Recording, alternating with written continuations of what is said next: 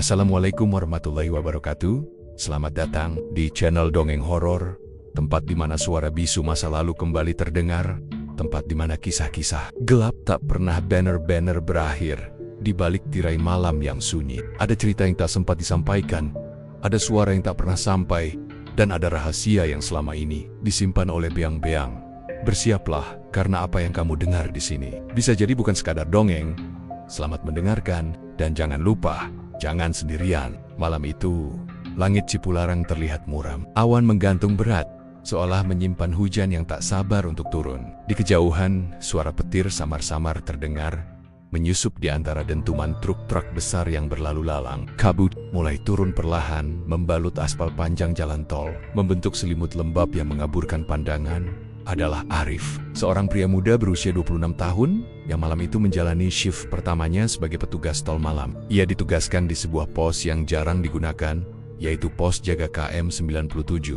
Sejak awal, Arif merasa ada yang aneh. Pos itu tampak berbeda dari pos lain yang pernah ia lihat saat pelatihan. Letaknya agak terpencil, jauh dari pusat keramaian, dan tidak bersambungan langsung dengan gerbang utama. Bangunannya kecil, cat dindingnya mulai pudar, dan lampu gantung di dalamnya berkedip lemah seperti nyawa yang setengah padam. Saat dia datang sore itu untuk briefing, salah satu senior sempat menepuk bahunya sambil berbisik, "Kalau ada apa-apa di sana, time aja ya, jangan keluar kalau nggak perlu." Arif tertawa gugup saat itu, mengira itu hanya candaan iseng senior untuk mengerjai anak baru. Tapi di dalam hatinya, entah kenapa, firasatnya berkata lain. Jam menunjukkan pukul 11 malam. Arif duduk di kursi jaga, mencatat data kendaraan yang melintas di atas formulir log. Di luar, kabut mulai menebal. Lampu jalan satu persatu mati, menyisakan hanya satu cahaya redup dari tiang lampu tua yang berdiri tepat di depan pos jaga. Hening, begitu sunyinya suasana malam itu. Sampai suara detak jarum jam terdengar begitu keras. Angin malam berdesir pelan, kadang membawa suara dedaunan kering yang tersapu ke dinding pos. Dan di tengah kesunyian itulah, Arif melihatnya. Dari balik kaca jendela pos, di kejauhan, tepat di bawah lampu jalan, terdiri seseorang. Sosok berseragam petugas tol. Berdiri diam, tidak bergerak. Punggungnya menghadap pos. Tangannya terkulai di samping tubuh. Kepalanya sedikit tertunduk. Arif sempat berpikir itu temannya dari shift lain yang datang lebih awal. Maka ia berdiri, membuka pintu, dan memanggil dengan santai. "Halo mas, shift malam juga?" Namun pria itu tidak menoleh, tidak menjawab, tidak bergerak. Arif sedikit maju, menyipitkan mata agar lebih jelas melihat wajahnya. Tapi kabut semakin tebal, dan sosok itu perlahan menghilang ke dalam gelap. Seolah ditelan udara, Arif melangkah mundur. Perlahan, hatinya mulai tidak tenang. Ia menutup pintu pos dan menguncinya rapat. Tangannya bergetar saat kembali duduk. Mungkin hanya halusinasi, pikirnya. Mungkin karena kelelahan. Tapi 1 jam kemudian, kejadian yang lebih aneh terjadi. Pukul 01,23 dini hari, lampu di dalam pos mendadak padam selama beberapa detik. Radio komunikasi terdengar berderit pelan, seperti ditarik paksa dari frekuensinya. Kemudian, terdengar 3 ketukan keras dari jendela, tok tok tok. Arif menoleh, dan di balik kaca jendela itu, sosok pria berseragam itu kembali berdiri. Kali ini lebih dekat, wajahnya menempel pada kaca, pucat, kosong.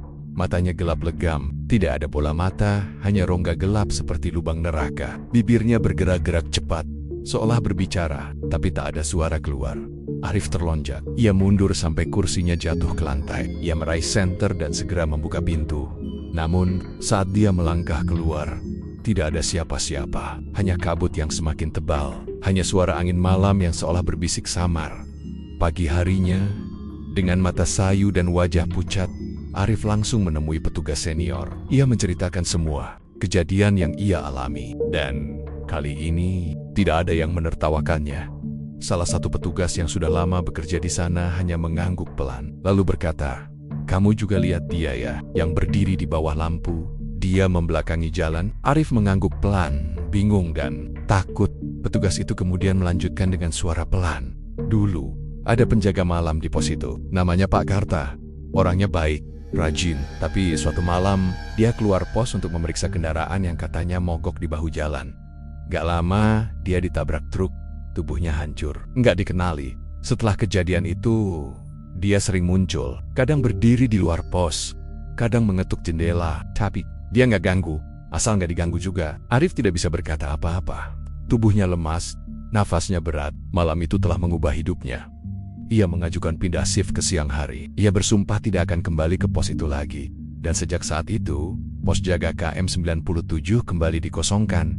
Namun, kadang-kadang di malam-malam, berkabut, pengemudi yang melintas di KM 97 melaporkan hal aneh. Ada orang berseragam berdiri di pinggir jalan. Kata mereka, diam, nggak bergerak, lampu jalan mati semua, tapi dia berdiri tepat di bawah satu-satunya lampu yang menyala. Kayak penjaga tol, tapi saat dicek oleh petugas, tidak pernah ditemukan siapa-siapa, hanya kabut dan kesunyian yang entah menyembunyikan apa. Setelah malam pertamanya yang menegangkan di pos jaga KM 97, Arif tidak langsung kembali bertugas. Ia mengajukan izin tidak masuk selama 2 hari. Alasannya katanya karena kelelahan, tapi hanya dia yang tahu bahwa ada rasa takut yang belum bisa ia jelaskan. Bukan hanya karena melihat sosok misterius di balik jendela, tapi karena firasatnya. Malam itu bukan hanya peringatan, tapi awal dari sesuatu yang lebih besar. 2 hari kemudian, dengan ragu dan tubuh yang masih dipenuhi kegelisahan, Arif datang ke kantor pusat untuk mengambil laporan. Di ruang istirahat, ia mendengar bisik-bisik petugas lain yang menyebut-nyebut KM 97. Mereka tidak sadar Arif mendengarnya. Katanya, yang baru kemarin udah diganggu juga. Ya, wajar dia anak baru. Belum tahu cerita lengkapnya. Arif tak tahan. Ia memberanikan diri mendekat lalu bertanya, cerita lengkapnya?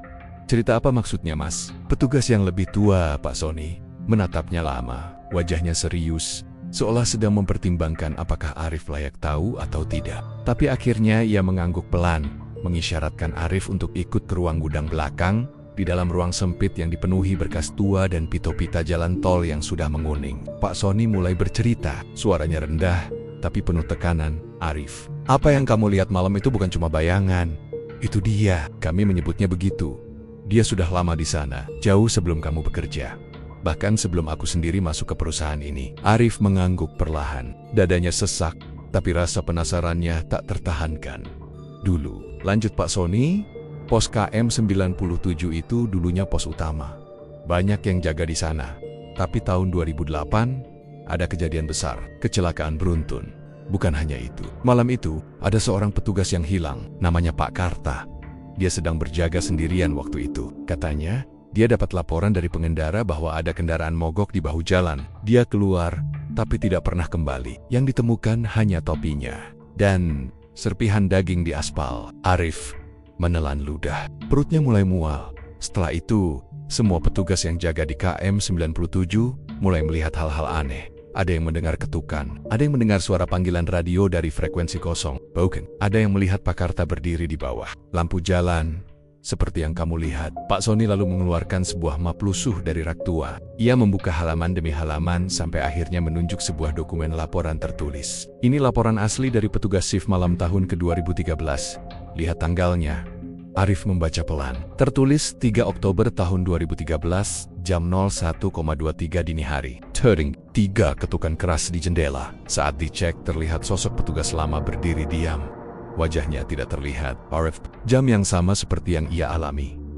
Jamnya sama, Mas, bisik Arif, hampir tidak percaya. Pak Sony mengangguk pelan. Selalu jam 1:23. Waktu itu katanya, waktu terakhir Pak Karta terdengar di radio. Sebelum sinyalnya hilang, melamat, Arif pulang ke rumah dengan kepala penuh pertanyaan. Ia tak bisa tidur. Ia merasa seperti sedang ditarik oleh sesuatu dari masa lalu. Semakin ia mencoba melupakan, semakin kuat rasa ingin tahunya. Dan akhirnya, keesokan malamnya ia kembali ke tol. Bukan karena tugas, tapi karena ingin tahu kebenaran. Ia membawa senter besar, handi talkie, dan sebuah kamera tua milik kakaknya. Ia menunggu di dalam mobil. Memarkir sedikit jauh dari pos KM ke-97, ia diam, mengamati, menunggu sesuatu terjadi. Pukul 12 malam. Jalanan sepi, kabut mulai turun lagi, lebih tebal dari biasanya. Pukul ke-12,45 tak ada apa-apa, hanya suara jangkrik dan gemuruh truk dari kejauhan. Pukul 01,15. Lampu-lampu jalan satu persatu mulai mati. Seperti malam pertama, pukul 01,23, tok, tok, tok, 3 ketukan. Tapi bukan dari jendela mobil, dari belakang mobil, dari bagasi. Arif menoleh dengan cepat. senter digenggam erat. Nafasnya tertahan. Ia turun perlahan, menyorotkan cahaya ke arah bagasi. Tidak ada apa-apa. Tapi saat ia berdiri, lagi. Sosok itu berdiri di bawah lampu jalan, tepat di depan pos jaga. Kepalanya tertunduk, cebunya, seragamnya compang-camping. Tapi ada yang berbeda malam itu. Wajahnya menghadap langsung ke Arif. Pucat, luka terbuka di dahi, darah mengalir dari telinga. Matanya kosong, dan untuk pertama kalinya, sosok itu bergerak. Perlahan, ia mengangkat tangannya, lalu menunjuk langsung ke Arif. Jari kurus panjang itu mengarah lurus ke dada Arif. Lalu, dari kejauhan, suara radio di mobil Arif menyala sendiri. Terdengar suara serak, penuh gangguan statis. Panggilan dari pos KM 97. Tolong, laporan, kendaraan mogok di jalur darurat. Segera merapat. Arif mematung suara itu. Itu suara yang sama seperti yang tertulis di laporan. Kalimat terakhir, yang dikirim Pak Karta sebelum hilang radio mati. Lampu jalan padam total. Dan sosok itu menghilang. Arif tidak cerita apapun malam itu. Ia menyimpan semuanya sendiri. Tapi sejak kejadian itu, setiap malam Jumat, jam 1:23, ia selalu bangun dari tidur dan mendengar suara ketukan di mimpinya, tok tok tok tok, dan suara dari radio usang di sudut kamarnya. Laporan dari pos KM 97, kendaraan mogok. Arif tahu ini belum selesai karena arwah Pak Karta belum menemukan jalan pulang. Sejak malam itu, hidup Arif tidak pernah kembali seperti semula. Tidurnya tak pernah benar-benar lelap. Setiap malam, tepat jam 1:23, ia terbangun. Dan entah nyata atau tidak, di dalam mimpinya, selalu ada suara radio tua yang memanggil. Pius, KM 97, kendaraan darurat, segera merapat. Awalnya Arif mencoba mengabaikan, berusaha menganggap itu hanya mimpi buruk biasa. Tapi semakin ia mencoba melupakan, semakin jelas suara itu terdengar. Dan parahnya lagi, kadang ia mendengar suara itu di luar mimpi di siang bolong, saat sedang makan, di toilet, di dalam mobil. Radio usang milik kakaknya yang bahkan tidak pernah dinyalakan tiba-tiba menyala sendiri, mengeluarkan suara statis disertai dengungan. KM 97. Bagi Arif, ini sudah terlalu jauh, terlalu dalam, seolah sesuatu sedang menariknya perlahan-lahan kembali ke sana. Akhirnya, Arif memutuskan untuk mengunjungi seorang teman lama, Dimas, yang kini bekerja sebagai teknisi peralatan komunikasi dan CCTV di kantor tol. Dimas sudah lama bertugas dan cukup tahu selek-belok sistem frekuensi radio jalan tol. Dalam pertemuan mereka di warung kopi pinggir jalan, Arif menceritakan semuanya. Tanpa menyembunyikan apapun, awalnya Dimas tertawa. Tapi saat Arif menyebut soal waktu 01,23 dan panggilan misterius dari pos KM 97, wajah Dimas langsung berubah. Dia diam, matanya tajam menatap Arif. "Gua tahu suara itu," kata Dimas pelan. Suaranya kayak kaset rusak kan? Tapi jelas banget, kayak panggilan darurat. "Iya," Arif mengangguk cepat. "Kamu juga pernah dengar?" Dimas menunduk, lalu berbisik. "Dulu banget, waktu gue masih jaga kontrol ruang monitor malam, gue pernah dapat log sinyal dari KM ke 97, padahal pos itu udah kosong, nggak aktif. Tapi sinyal daruratnya hidup 3 kali bunyi. Di waktu yang sama, 01,23, ia mengeluarkan flash disk kecil dari dompetnya. Lognya gue simpan, tapi gue nggak berani buka lagi. Lo kalau niat tahu lebih, kita ke ruang kontrol. Gue kasih lihat, tapi gue bilang dari sekarang, Rif, jangan diterusin kalau lo nggak siap ditarik masuk." Malam itu juga, Arif dan Dimas masuk diam-diam ke ruang kontrol lama yang sekarang sudah hampir tidak terpakai. Tempat itu lembab, penuh debu, dan aroma kayu lapuk. Komputer tua dinyalakan. Dimas menyambungkan flash disk dan membuka folder berlabel "Jangan dibuka sendiri". Di dalamnya hanya ada satu file audio. Judulnya Call 97, Last Frag, Wolf. Dimas menekan play. Dan saat itulah suara dari speaker tua menyembur keras. "Pos KM 97. Kendaraan mogok di jalur darurat, segera." Lalu terdengar suara desisan, seperti bisikan yang terlalu dekat di telinga. Tak jelas apa yang dikatakan, tapi seperti suara orang menangis, tertahan, sambil berkata, "Saya belum pulang, saya belum selesai."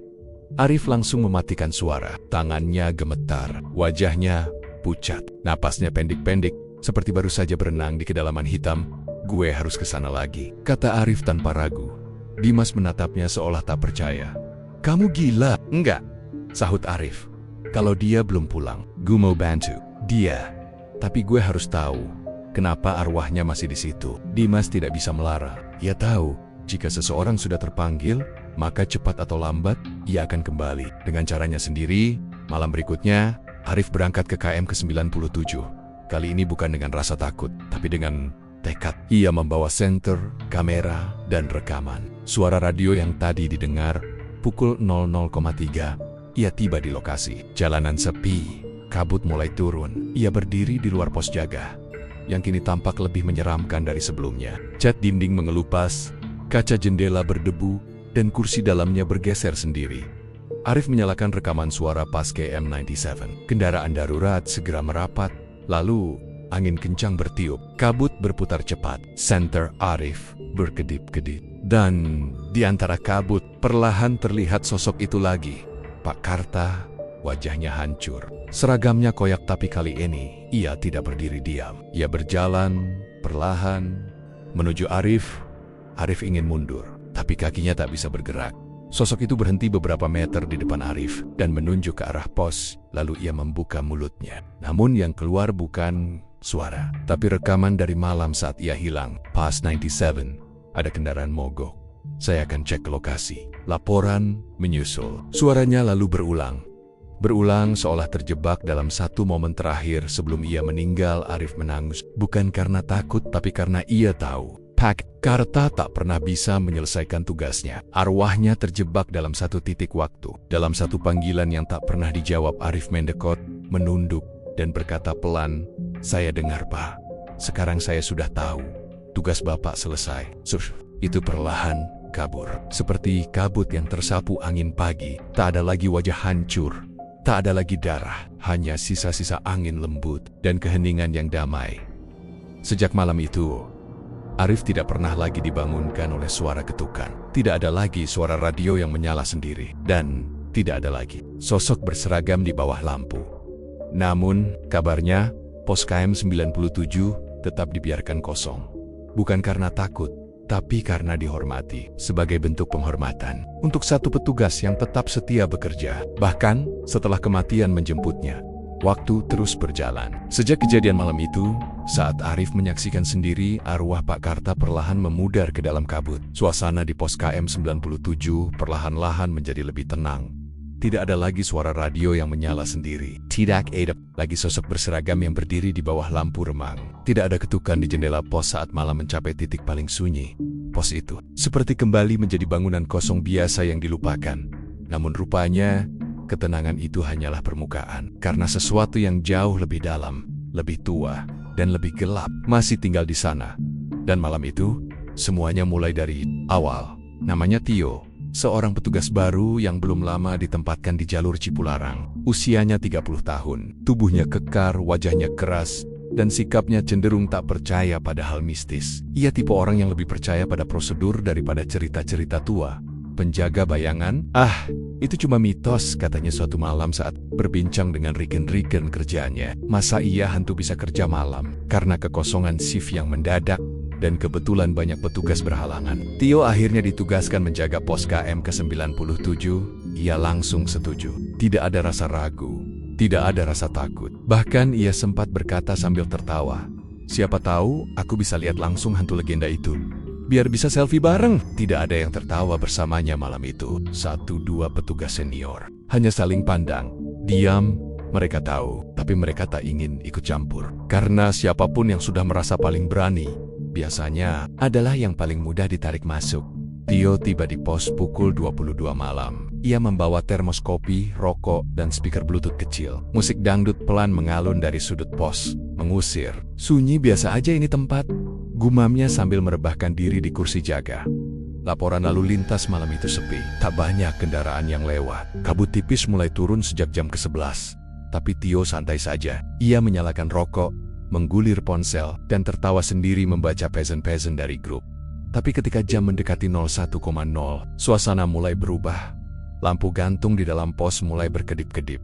Speaker Bluetooth mendadak mati sendiri. Dan dalam pos mendadak dingin menggigit. Lebih dingin dari biasanya. Bahkan napas Tio mulai terlihat mengembun.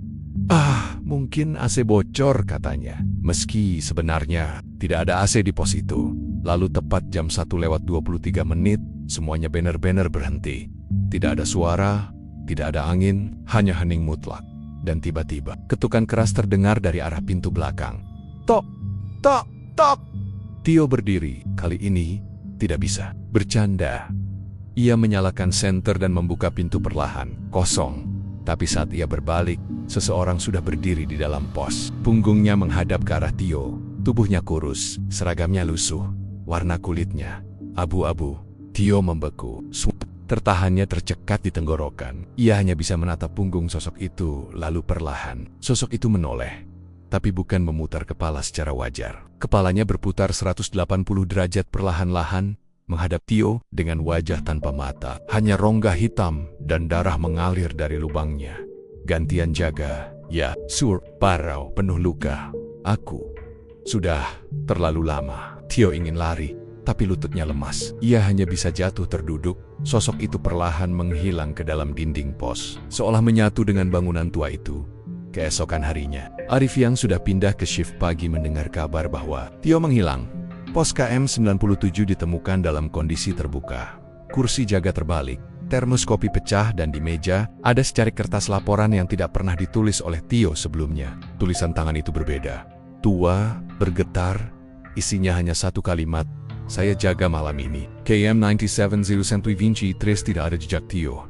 Tidak ada kendaraan. Tidak ada sinyal komunikasi terakhir. Beberapa hari kemudian, Arif kembali mengunjungi Dimas. Ada sinyal dari alat rekam di KM97, tanyanya. Dimas mengangguk perlahan. Jam 0 Vinci, Itres 3 hari berturut-turut. Arif menelan ludah.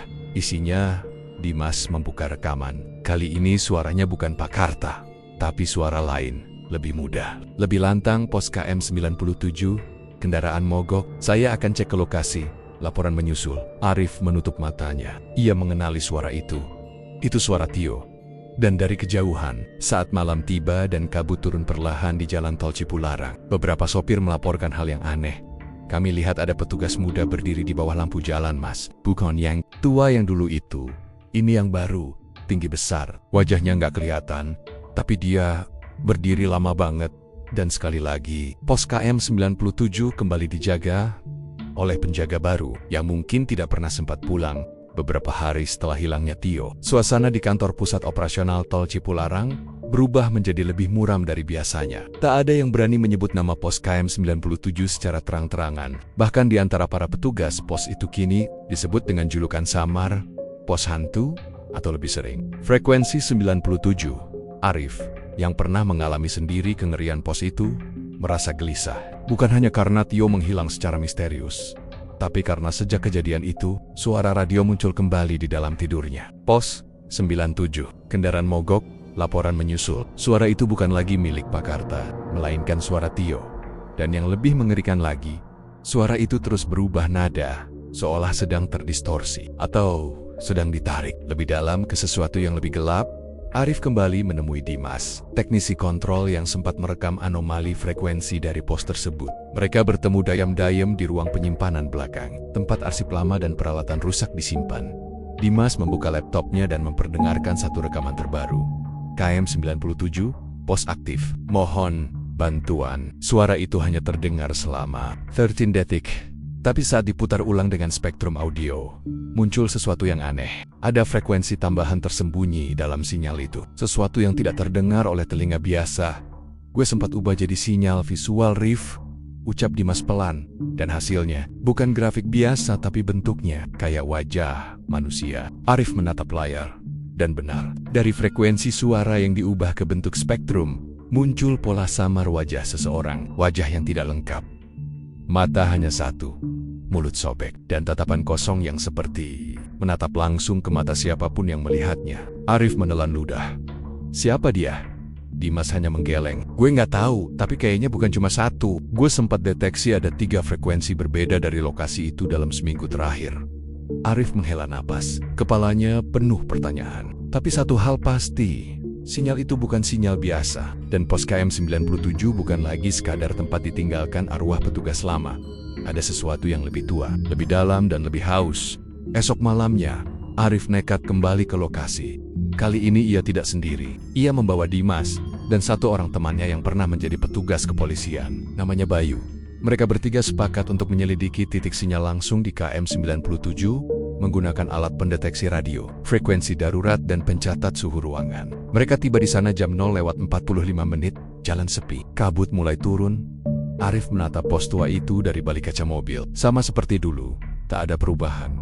Namun hawa di sekelilingnya terasa berbeda, lebih berat, lebih sesak. Mereka mulai memasang alat. Frekuensi dasar yang digunakan oleh pos jaga malam biasa adalah 468.125 MHz. Namun alat Dimas menangkap sinyal aneh dari frekuensi 467.997 MHz, hanya sedikit berbeda. Tapi itu cukup untuk memisahkannya dari jaringan resmi. Dan anehnya, frekuensi itu aktif hanya setiap pukul 01.23 tepat waktu yang dulu dipakai Pak Karta.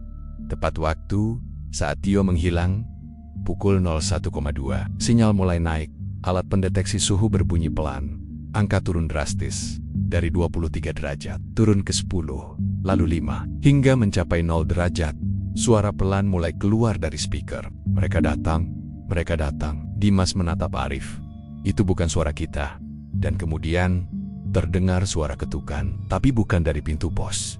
Dari dalam mobil mereka, dari radio dashboard mobil Bayu. Tok, tok. Arif menyalakan radio. Suara mengerikan terdengar. Gantian jaga. Kami belum selesai pos 97.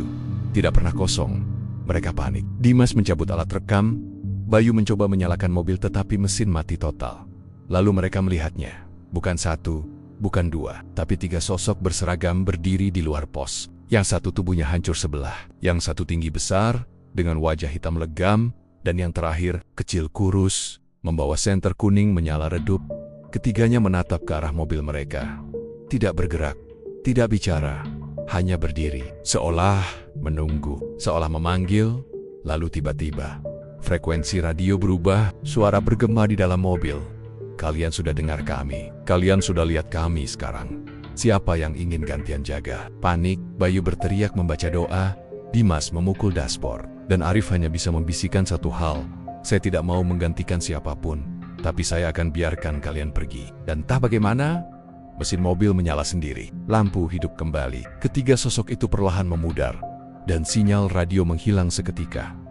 Pagi harinya, saat mereka kembali ke kantor, Arif membuat keputusan besar. Ia mengusulkan kepada atasan agar frekuensi 467.997 MHz dikunci dan diblokir secara permanen. Ia juga mengusulkan agar pos KM 97 dinonaktifkan selamanya dan dipasangi pagar beton agar tidak bisa dimasuki lagi. Proposal itu disetujui dan dalam waktu seminggu, pos itu benar-benar ditutup. Namun, 1 minggu kemudian, di frekuensi radio baru yang tidak tercatat, seorang sopir truk melaporkan lewat HT-nya, "Maaf, barusan saya lewat KM 97. Ada petugas berdiri di tengah jalan. Saya kira kecelakaan, tapi pas saya rem, dia menghilang. Lalu radio saya nyala sendiri. Dan saya dengar suara, kami belum selesai. Kami masih jaga." Dan begitulah, frekuensi terlarang itu tak pernah benar-benar padam. Ia hanya berpindah dari kabel ke kabut, dari pos ke pikiran, dari satu penjaga ke penjaga berikutnya. Sejak pos KM 97 resmi ditutup dan pagar beton dibangun mengelilingi area tersebut, keadaan di sepanjang jalan tol Cipularang sempat kembali normal. Tidak ada lagi laporan suara misterius di radio. Tidak ada laporan sopir yang melihat petugas berseragam berdiri di tengah kabut. Semua tampak Siuliola telah selesai. Namun, hanya sebentar, karena ketenangan itu ternyata hanya topeng sementara. Beberapa minggu setelah penutupan pos, muncul laporan baru dari sejumlah sopir truk malam. Kali ini bukan tentang penampakan di depan pos tua itu, melainkan sesuatu yang jauh lebih mengganggu. Kami dengar suara minta tolong dari bahu jalan. Tapi begitu dicek, kosong. Ada mobil mogok tanpa pengemudi, tapi pintu sebelah kanan terbuka dan radio mobil menyala sendiri. Yang paling aneh, suara HT kami terhubung sendiri ke saluran darurat yang tidak dikenal. Suaranya minta bantuan, tapi nadanya seperti bisikan dari dalam tanah. Patricus. Patroli lapangan sempat mengira itu hanya gangguan sinyal. Tapi saat dicek lebih dalam, laporan-laporan itu semuanya terjadi di sekitar KM 96 hingga KM 98, tepat di radius kawasan pos KM 97. Namun yang paling menyeramkan datang dari seorang sopir truk logistik bernama Pak Rahman, dan kesaksiannya membuat semua mata terbuka lagi bahwa sesuatu yang lebih kelam masih ada di sana. Pak Rahman adalah sopir senior, sudah bertahan-tahan mengemudi malam. Orangnya tidak mudah panik, tidak mudah percaya tahayul. Namun malam itu, sendiri saat melewati KM 97 pada jam 1:23 malam, ia melihat sesuatu yang membuat bulu kuduknya berdiri di bahu jalan. Terlihat mobil patroli tol terparkir, lampunya menyala, pintu terbuka, tapi tidak ada siapapun di dalam. Ia sempat melambat, berpikir mungkin ada petugas yang sedang membantu pengendara lain. Tapi kemudian, ia melihat seorang pria berseragam berdiri sekitar 15 meter dari mobil itu. Menghadap ke hutan gelap, pria itu diam, tak bergerak, berdiri seperti menunggu sesuatu dari dalam kegelapan dan tiba-tiba, suara hati truk Pak Rahman menyala sendiri. KM 97, laporan darurat, kendaraan mogok. Lokasi tidak terdeteksi, saya akan cek ke jalur darurat. Pak Rahman langsung panik. Suara itu bukan suara petugas sekarang. Itu suara yang pernah ia dengar dalam cerita suara Pak Karta. Dan suara itu diikuti dengan napas berat. Kemudian diakhiri dengan bisikan menyeramkan. Buka pintunya, biar mereka masuk. Beberapa jam kemudian, truk Pak Rahman ditemukan terparkir di pinggir jalan oleh petugas lain. Mesin mati, pintu terbuka. Dan di hatinya masih menyala, terus mengulang rekaman suara yang sama. Saya akan cek ke jalur darurat. Saya akan cek ke jalur darurat. Tapi Rahman hilang. Tidak ada jejak, tidak ada CCTV yang merekam kemana dia pergi. Hanya tapak sepatu mengarah ke arah rimbunan pohon di luar pembatas jalan area yang sudah dinyatakan tertutup karena rawan longsor. Dan yang paling mengejutkan, saat tim SAR melakukan penyisiran ringan ke area tersebut keesokan paginya, mereka menemukan sesuatu yang tidak pernah dilaporkan sebelumnya. Sebuah pos kecil tak tercatat, setengah runtuh, tersembunyi di balik pohon rimbun. Bangunannya seperti pos darurat lama, dindingnya kayu, di dalamnya kosong, kecuali sebuah meja tua, satu kursi, dan radio frekuensi rusak yang masih berkedip merah. Petugas mendekati radio itu, dan tanpa disentuh, radio itu berbunyi, "Tugas belum selesai, yang berikutnya sudah datang." Petugas langsung keluar dari lokasi, dan sejak hari itu, area tersebut dipasangi garis larangan akses. Tak ada satupun yang diizinkan masuk. Dan laporan tentang suara misterius di frekuensi darurat kembali meningkat. Arif, yang kini sudah pindah ke bagian administrasi, kembali gelisah. Meski sudah tidak berjaga, tapi suara itu entah kenapa menyusulnya. Di suatu malam, tepat jam 1:23, handphone Arif berdering sendiri. Nomor tak dikenal. Ia nyaris tak mengangkatnya. Tapi entah dorongan apa, jari tangannya bergerak sendiri. Saat telepon tersambung, tak ada suara, kecuali napas berat dan statis. Dan setelah beberapa detik, suara itu muncul. "Arif, kau yang pertama mendengar kami, dan sekarang waktunya untuk kembali." Arif terdiam, tubuhnya gemetar. Suara itu bukan hanya menyebut namanya, tapi suaranya seperti berasal dari bawah tanah, dari dasar jalan, dari frekuensi yang bukan manusiawi. Dan dalam heningnya malam, ia mendengar satu kalimat terakhir sebelum telepon mati sendiri. "Jalur darurat sudah dibuka. Kami hanya perlu satu untuk menggantikan." Dan begitulah, meski pos fisik ditutup, meski jalur sudah dipagar, tapi jalur lainnya masih terbuka, jalur yang tak terlihat, jalur yang hanya muncul bagi mereka yang pernah mendengar, pernah melihat, dan pernah menyaksikan bengen-bengen jaga malam yang tak bisa pergi. Sudah lebih dari 1 bulan sejak Arif menerima panggilan aneh lewat ponselnya. Suara berat, penuh gangguan, yang memanggil namanya di tengah malam. Arif, waktunya kembali. Sejak malam itu, hidup Arif berubah. Ia mencoba kembali menjalani rutinitas, datang pagi ke kantor, bekerja normal, pulang sore, dan beristirahat. Namun tiap malam, tepat jam 1:23, ia selalu terbangun, tanpa alasan, tanpa mimpi, hanya terbangun dan merasa diawasi. Dan setiap kali ia membuka mata, ia selalu mendengar suara samar dari sudut kamarnya, seperti suara radio tua atau desisan seseorang yang sedang bicara lewat frekuensi yang sangat jauh. Kadang terdengar nama-nama, Pak Karta, Tio Rahman, dan sekarang giliran namanya sendiri, Arif. Tapi berkali-kali, suatu malam Arif memutuskan untuk tidak tidur. Ia menyiapkan kopi pahit dan duduk di ruang tamunya, menyalakan lampu rimeng-rimang sambil menunggu jam menunjukkan jam 1:23. Dan benar saja, tepat saat jarum jam menunjukkan waktu itu, TV-nya menyala sendiri, padahal tidak tersambung ke listrik. Layar hanya menampilkan warna kelabu bersemut, dan dari speaker TV itu terdengar suara berat, pelan-pelan, berbisik satu langkah lagi. Arif, kamu sudah separuh jalan. Jalan darurat belum ditutup. Arif berdiri, pucat, kepalanya berdenyut, seperti ada tekanan yang menekan dari dalam. Ia berjalan mundur, menatap layar. Dan di antara kilau semut digital di layar TV, ia melihat siluet wajah yang sangat dikenalnya. Tio. Tapi kali ini, wajahnya rusak, mulutnya sobek, matanya hitam pekat. Bantu kami, atau kamu akan menggantikan.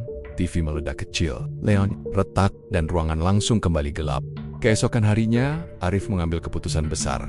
Ia tidak bisa terus bersembunyi. Ia merasa sudah terikat secara batin dengan semua yang terjadi. Di KM 97, ia pun menghubungi Dimas.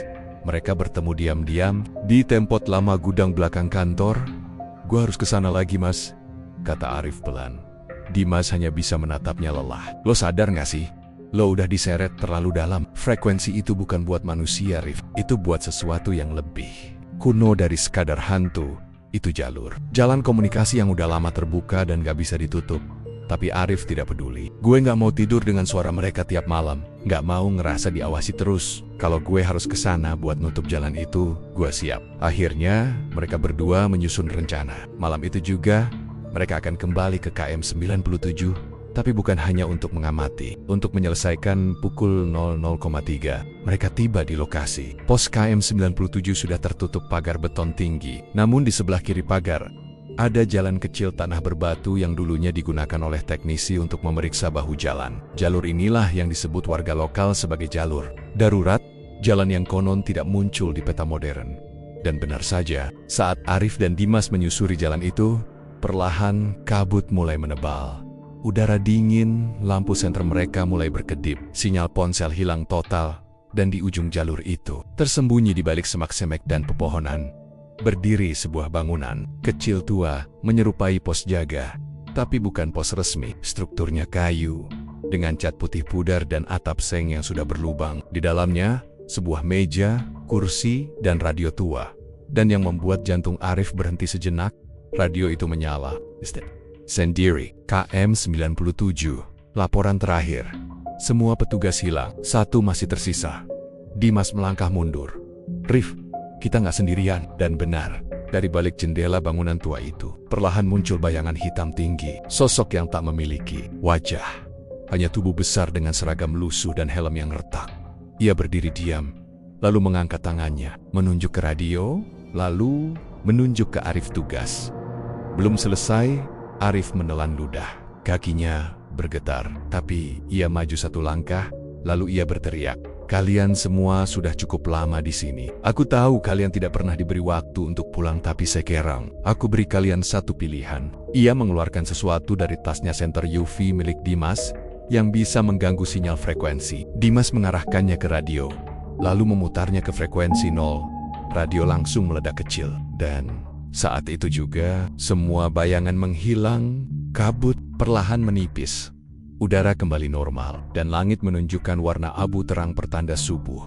Arif terduduk di lantai, menangis. Tapi kali ini, bukan karena takut, karena ia tahu mereka telah pergi. Keesokan harinya, pemerintah resmi memblokir jalur darurat tersebut. Seluruh akses di sekitar KM 97 dipasangi tembok penghalang dan ditanami pohon baru untuk menyamarkan area. Dan sejak itu, tidak ada lagi suara dari frekuensi terlarang. Tidak ada ketukan, tidak ada panggilan, tidak ada nama. Arif kembali tidur, dan untuk pertama kalinya tidak terbangun jam 1:23. Hanya sunyi. Sunyi yang benar-benar sunyi.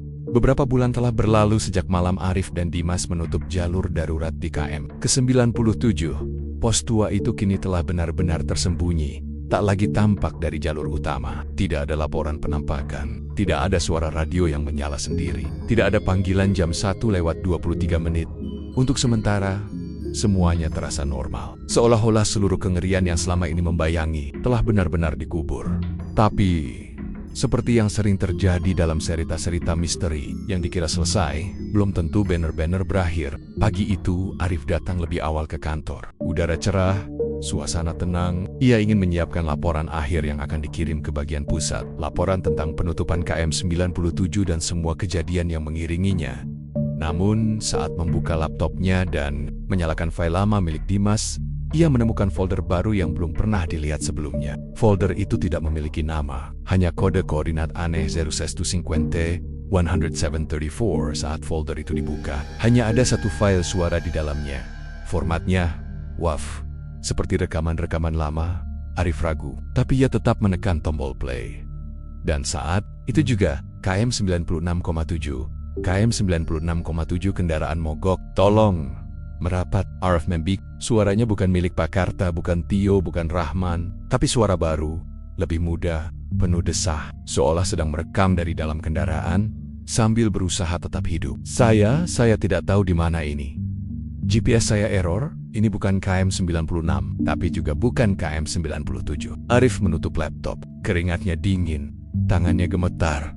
Apa mungkin ada kilometer yang tidak tercatat? Tak butuh waktu lama sebelum kabar itu menyebar ke kalangan petugas dalam. Beberapa teknisi mulai bertanya tanya tentang lokasi pasti dari KM 96,7, tapi tidak satupun data resmi mencatat adanya kilometer itu di peta tol. Dimas, yang sudah berhenti dari pekerjaannya, dihubungi kembali untuk memeriksa ulang peta jalur lama. Hasilnya mengejutkan. Ada celah kosong selebar 300 meter antara KM 96 dan 97 yang tidak pernah diberi penanda resmi. Celah itu secara teknis hanyalah jalan lurus biasa. Tidak ada belokan, tidak ada bahu jalan, tidak ada tanda-tanda apapun. Tapi, justru disitulah masalah dimulai, karena beberapa sopir logistik mengaku mereka merasa seperti masuk ke lorong aneh saat melewati celah itu. Semua jam digital di dashboard tiba-tiba berubah ke pukul 01.23, meski itu siang hari. Dan ada yang bahkan mengaku melihat mobil mereka sendiri sedang melaju dari arah berlawanan, padahal hanya mereka satu-satunya di jalur itu. Salah satu sopir, bernama Tirta, bahkan mengalami kejadian yang lebih ekstrem. Tirta mengemudi malam itu membawa muatan dari Bandung menuju Jakarta. Ia berkendara seorang diri, sambil mendengarkan siaran radio. Tapi ketika ia memasuki KM 96, tiba-tiba radio mati. Semua lampu di jalan tampak lebih gelap dari biasanya. Tidak ada kendaraan lain, tidak ada lampu mobil dari arah berlawanan. Hanya kabut yang tiba-tiba muncul begitu saja. Dan saat ia melihat ke spion tengah, ada seseorang duduk di kursi belakang truknya. Tirta langsung menoleh. Kosong. Tapi saat ia menatap kembali ke depan, jalan yang seharusnya lurus, kini menjadi belokan ke kanan yang tidak pernah ada di peta. Dan di ujung belokan itu, ada pos kecil, bercahaya merah, mirip pos jaga, tapi dengan bentuk yang aneh, seperti bangunan tua di tengah gurun. Dari radio yang tiba-tiba menyala, terdengar suara samar. KM 96,7, selamat datang, turn to panic. Ia injak rem, tapi pedal rem tidak bekerja. Setir terkunci, truk terus melaju menuju pos itu, dan detik berikutnya, semuanya hitam. Tirta ditemukan 10 jam kemudian, oleh tim patroli, dalam keadaan selamat, namun linglung. Ia berdiri sendirian di tengah jalur tol, tepat di antara KM 96 dan KM ke-97. Ia hanya mengucapkan satu kalimat, berulang-ulang, itu bukan kilometer biasa. Itu jalan yang tidak pernah dibuat manusia. Setelah kejadian itu, Arif kembali mengalami gangguan, namun kali ini bukan lewat suara radio, bukan pula lewat mimpi, tapi melalui GPS mobilnya sendiri. Setiap kali ia berkendara malam hari, GPS akan melenceng sendiri, menunjukkan arah ke lokasi yang ditandai sebagai KM 96,7, pos sementara, padahal tak ada lokasi itu di peta, tak bisa dicari di Google Maps. Namun entah mengapa, alat elektronik selalu bisa menemukannya. Dan anehnya lagi, lokasi itu selalu menunjukkan waktu yang sama, 01,23. Akhirnya, Arif menyadari satu hal yang tak pernah ia duga sebelumnya. Seluruh peristiwa horor di KM 97 bukan dimulai dari pos tua, tapi dari kilometer yang hilang di antaranya. Dari jalur pendek yang tidak pernah diberi nama. Dari celah waktu yang seharusnya tidak ada. Dan satu pertanyaan besar kini muncul di benaknya. Jika jalur darurat sudah ditutup, tapi suara masih muncul dari tempat lain. Lalu apa yang sebenarnya sedang mencoba keluar dari sana karena Kedeng yang terjebak di satu ruang akan mencoba berbicara lewat ruang yang lain, melalui kilometer yang tidak terlihat, melalui celah waktu yang hanya terbuka. Pada jam 1:23, jam sudah menunjukkan jam 23:55 malam saat seorang petugas patroli malam bernama Bima menjalankan tugasnya, menyusuri jalur dari KM 93 hingga KM ke-100. Ini bukan kali pertama ia bertugas malam, tapi malam itu terasa berbeda sejak awal. Langit gelap, tidak ada bintang. Kabut turun lebih awal dari biasanya, dan selama hampir 20 menit menyusuri tol, ia tidak berpapasan dengan satupun kendaraan lain. Semua terasa terlalu sunyi, bahkan suara HT-nya tidak bersuara. Tidak ada laporan, tidak ada suara dari petugas lainnya. Hanya suara mesin mobil patroli dan detak jantungnya sendiri yang perlahan semakin cepat. Saat ia memasuki km 96,5, sesuatu yang tak lazim terjadi. GPS di mobil menunjukkan arah berbelok ke kanan. Padahal jalur tol di depannya lurus tanpa percabangan. Namun di layar kecil itu tertulis, belok kanan menuju pos sementara km 96,7.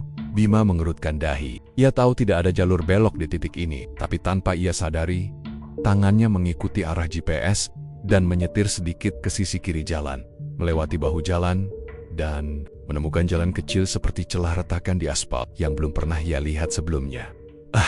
Mungkin ini jalur lama yang belum diaspal ulang, gumamnya.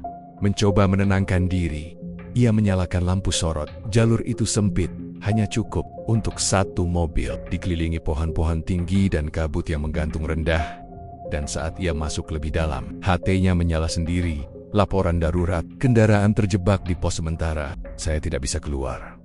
Mohon bantuan. Bima kaget. Ia langsung mengangkat HT. Ini unit patroli 04. Siapa yang bicara? Ulangi. Posisi Anda di mana? Tak ada jawaban. Hanya suara statis. Lalu muncul suara lain. Lebih berat. Seperti bukan manusia. Kami sudah menunggu. Shift malam belum selesai. Jantung Bima berdetak cepat. Ia hendak berbalik arah. Tapi saat ia melihat ke belakang melalui spion, jalan yang barusan ia lalui sudah tertutup kabut tebal. Seolah menyatu dengan pepohonan. Dan di depan sana, samar-samar muncul cahaya kuning dari sebuah bangunan kecil di antara kabut. Bentuknya mirip pos jaga darurat. Ia turun dari mobil, melangkah pelan mendekati bangunan itu. Langkah demi langkah, udara terasa lebih dingin. Napasnya mulai mengembun. Dan begitu ia sampai di depan pintu pos, ia melihat sesuatu yang membuat tubuhnya kaku. Di dalam pos, ada 4 sosok berdiri membelakanginya. Mereka memakai seragam seperti petugas tol, tapi seragam itu compang-camping, berlumuran lumpur dan darah. Satu di antaranya memegang radio tua. Satu lagi menulis laporan pada kertas lusuh yang seolah tidak pernah selesai ditulis. Dan saat Bima hendak melangkah mundur, salah satu dari mereka perlahan menoleh. Wajahnya tak ada kulit, hanya otot, urat, dan 2 mata hitam legam menatap Bima tajam. Giliranmu, shift malam ini. Kamu yang jaga. Bima berteriak. Ia berlari kembali ke mobil. Tapi saat membuka pintu, mobilnya sudah tidak ada. Hanya tanah kosong, tidak ada aspal, tidak ada jalan, hanya tanah merah dan kabut pekat keesokan harinya. Unit patroli 04 ditemukan kosong di bahu jalan km ke 96,5, mesin mati. HT menyala, mengulang suara yang sama selama berjam-jam. Saya akan cek ke pos sementara. Saya akan cek ke pos sementara. Namun Bima menghilang. Tidak ada jejak, tidak ada rekaman CCTV, tidak ada sinyal terakhir dari alat pelacak mobil, dan yang paling aneh, koordinat terakhir GPS menunjukkan bahwa mobil sempat bergerak ke dalam area yang tidak tercatat di peta manapun. Seolah memasuki dimensi baru kilometer gaib yang tidak pernah dirancang oleh manusia. Arif mendengar kabar itu keesokan malam, dan saat ia membuka kembali catatan rekaman lama milik Dimas, ia menemukan satu rekaman yang sebelumnya tak dikenali. Isinya, suara yang sangat dikenalnya. Ini Arif, jika ada yang menemukan pesan ini, tolong jangan kembali ke KM 96,7. Itu bukan pos darurat, itu bukan bagian dari dunia ini, itu gerbang. Lalu suara mendadak terganggu, berganti dengan napas berat dan bisikan. Kami butuh penjaga baru. Shift malam belum selesai. Dan terakhir, terdengar suara langkah kaki. Semakin dekat, diikuti suara seseorang, berbisik di belakang mikrofon. Arif kemudian menutup pintunya. Malam itu, lampu kamar Arif padam sendiri. Jam di dinding menunjukkan 01,23. Dan dari sudut gelap ruangan, terdengar suara ketukan. Tok, tok, tok. Bukan dari pintu depan, tapi dari dalam lemari bajunya.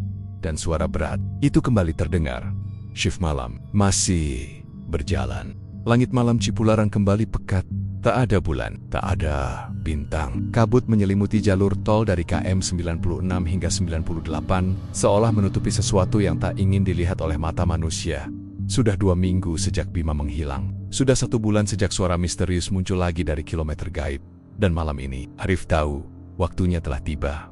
Pukul 01,1, Arif berkendara seorang diri. Ia mengabaikan semua pesan, Semua peringatan, tidak membawa alat rekam, tidak membawa kamera. Ia hanya membawa satu hal, keputusan. Ia ingin menyelesaikan semuanya. Menutup seluruh jalur, dan jika harus, menjadi penjaga terakhir. Mobilnya meluncur perlahan memasuki KM ke-96,5, lampu jalan mulai meredup satu persatu. Radio mobilnya menyala sendiri. Tapi kali ini tidak memutar suara statis, melainkan rekaman lama suaranya sendiri. Saat dulu ia berteriak meminta bantuan kepada Dimas. "Gua nggak bisa keluar! Dimas, tolong gue!" Arif tersenyum pahit. "Aku kembali, bukan untuk minta tolong," gumamnya. Ia mematikan radio, mengambil arah kiri, memasuki jalur sempit, jalur yang sudah ia kenal. Jalur yang hanya muncul untuk mereka yang pernah dipanggil. Setelah beberapa meter masuk ke jalur tanah itu, ia tiba di depan bangunan kecil, pos tua tak beridentitas yang dulu sempat ia bakar bersama Dimas. Tapi anehnya, bangunan itu utuh kembali, bahkan terlihat lebih baru, lebih bersih, seolah dibangun kembali oleh sesuatu atau seseorang. Arif turun dari mobil, tidak takut, tidak ragu. Ia melangkah ke dalam pos, dan begitu ia masuk, lampu menyala sendiri. Radio tua di meja hidup dengan suara lirih. "Terima kasih, kamu datang tepat waktu." Di dalam ruangan itu, ada seragam petugas baru yang tergantung rapi. Warna kuning cerah, masih bersih. Di bawahnya, secarik kertas kecil dengan tulisan, tangan, Shift 01,23, selesai saat semestanya nama, Arifwi. Arif menghela napas dalam. Ia mengenakan seragam itu. Dan saat ia duduk di kursi penjaga, jam di dinding menunjukkan 01,23 pada saat itu. Dunia di luar pos berubah. Kabut menebal. Bayangan mulai bermunculan di balik pepohonan. Wajah-wajah yang pernah hilang, Tio, Rahman, Bima, bahkan Pak Karta, mereka berdiri di luar pos, tidak berbicara, hanya menatap Arif, dan perlahan mengangguk. Lalu satu persatu mereka menghilang dalam cahaya, seperti diantar pulang, seperti akhirnya bebas. Arif tersenyum, tangannya menyentuh radio, yang kini bersih dan berfungsi sempurna. Ia mengambil mikrofon dan mengucapkan kalimat pertamanya sebagai penjaga KM97. Jalur darurat telah dinonaktifkan, semua petugas telah pulang. Shift malam selesai. Dan pada detik itu, radio mati dengan sendirinya. Lampu padam, dan pos kembali gelap. Pagi harinya, tim patroli menemukan sesuatu yang membuat mereka tak percaya. Pos misterius di KM 96,7 benar-benar hilang. Tanpa puing, namun di tengah jalur tanah yang telah ditumbuhi semak dan rumput liar, mereka menemukan satu hal. Sebuah seragam petugas kuning, tergantung di pohon tua, masih bersih, mesaik, dan di dalam sakunya, sebuah catatan tulisan tangan, "Tolong jangan dibuka lagi jalur ini. Biarkan semua yang ada di dalam tetap tertidur.